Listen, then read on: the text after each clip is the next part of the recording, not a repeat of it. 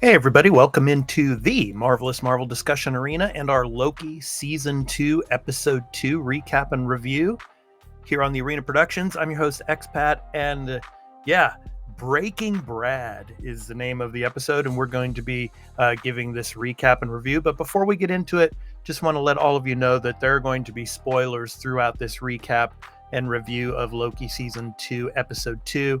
So if you've not watched the episode yet, please go to Disney Plus and check it out, and then come back and enjoy this video because there will be, as I said, spoilers throughout this video.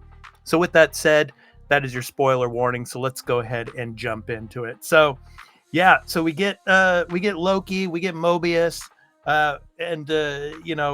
it's so funny how they have this kind of like a cop partnership type of relationship at the moment. But Breaking Bad, it's of course directed by Dan DeLiu. Of course, he's best known for his work as the visual effects supervisor. He worked in season 1 of Loki, and he also worked on the MCU projects Avengers Endgame, Avengers Infinity War, and Captain America: The Winter Soldier. But so the episode, it takes Loki and Mobius and B-15. You go back to 1977 in London, and they're tracking down Sylvie, but basically they run into X5, and X5 is basically AWOL. He's supposed to be working with the TVA and all as an agent, but he's like kind of missing in action. He's become this new person called Brad Wolf. So he's like this movie star who is at his premiere for this movie that he's doing, this horror movie. It's it's interesting where Mobius and Loki, run into him and apprehend him here. But they try to find Sylvie, but Sylvie is not there. And so I love the chase scene where Loki is chasing down X5, and it's really cool how Loki uses his trickster magic and his shadows to hold down X5, and then they apprehend him, and they're able to take him back to the TVA. So what's interesting about tracking him down as to X5? He's, like I said, he's at a premiere for his film called Zaniac, and he's really he's living the high life, and he's interviewing, it looks like, movie reviewers, and he's this beloved kind of like horror film. He's a horror film star, like he's elevated himself and all. They were talking about him and Bridget Bardot. So I mean, it's interesting because in the Marvel comics, Brad Wolf was a character on Earth 616, and Thor basically encounters him, and he was an actor he was like a serial killer named the Zaniac, but he became possessed by a real Zaniac eventually. So so they get him back to the TVA, and I just loved how Loki and Mobius start to interrogate him, and he's just playing the game, and he's trying to intimidate Loki and Mobius and trying to get under their skin, and it seems to be working because actually Mobius strikes him, and then to cool down, they go to eat some lime pie from the automat, and I thought that was so funny because you see Loki, and you get the discussion of the first Avengers film, and he's like, do you remember? Loki's like, do you remember when I was really angry at my father and my brother, and then I took all of New York hostage with an alien army? I thought that was pretty cool. So that little throwback to the Avengers film.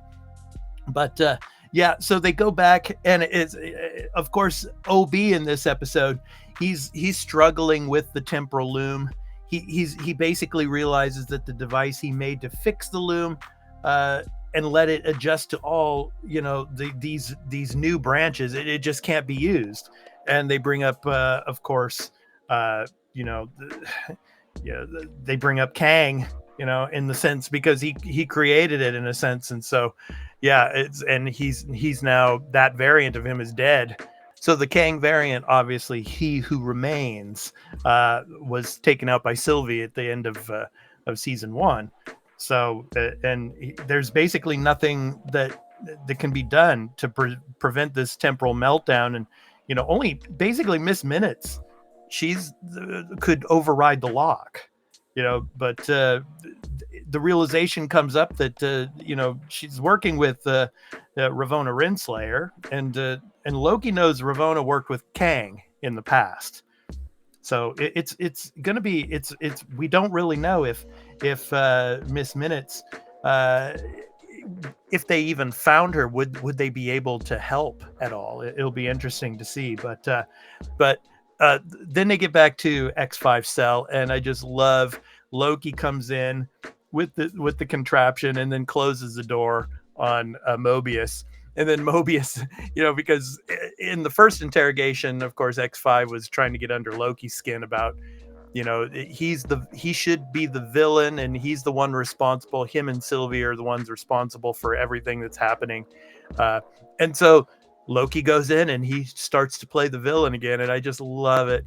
He's there, and he just opens this cube and puts X5 in and starts shrinking it down and everything. And Mobius is out there, no, Loki, no, no, no. And I'm wondering if that was a front, if he was actually just doing that to try to get X5 to talk. But eventually he tells them about the Oklahoma 1982 branch timeline. And so they go there and they find Sylvie at the McDonald's. And boy, oh boy, it's not a great reunion between Loki and Sylvie. It's, it's she, the only thing she's really known is devastation and destruction and war in her timelines. So, I mean, being in this Oklahoma timeline, it's really peaceful, and she wants to be a part of that. But, you know, she's not pleased to see him again, and she's not impressed by the claim that he's seen her, Loki, at the TVA in the future, and she's refusing to help. But then we see Mobius sitting there with X5, and he's eating an apple pie. But then when we see Mobius and X5 talking, you see that Mobius realizes that X5 he knows something that's going on, and then we see the Sylvie enchantment, and she finds out that Dox is planning to basically destroy all of the branch timelines, and so that makes her get into the action to go and to find out where they are. And so Sylvie, Loki, and Mobius attack Dox's base, and they're able to use Loki and Sylvie's the pulse magic, the pulse of magic, and it stops him, but the damage had already been done. And so these timelines had basically been bombed away. So like billions of lives were destroyed and killed off. So she's basically upset with the TVA that the TVA wasn't able to actually save those people on those branches. But so at the end of the episode, she goes back to the Oklahoma timeline, and it's peaceful there. But we see in her hand there, she's holding the He Who Remains unique TemPad. So and the TemPads are a real big part of this episode, because they have to, Loki and Mobius use the TemPad to get to London in 1977. But yeah, so she's holding the He Who Remains unique TemPad. So opening the time door with that device, that's how Loki started to time slip. So we don't really know what this device is going to be able to do in the future. So we're going to see. But yeah, really love this episode. I love Tom Hiddleston. I mean, just the way he, the the villain type of Loki in a sense, in the Breaking Bad type of interrogation. I mean, it was really cool to watch, and Owen Wilson just amazing again in this episode. So fun to watch those two together. Playing like these partner cops. It's really cool. So let us know in the comments what you thought of the episode. Really liking the season so far. We got 4 more episodes to go, so we'll see where it heads. It'll be interesting to see where it goes at the end, and how it's going to set up the next the multiverse films, and of course the next Avengers films that's going to be coming years down the road.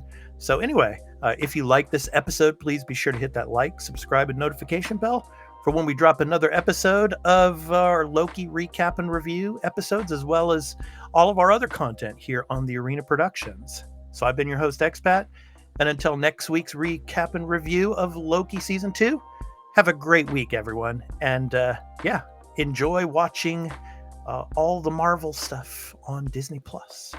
So take care, everyone. Peace out.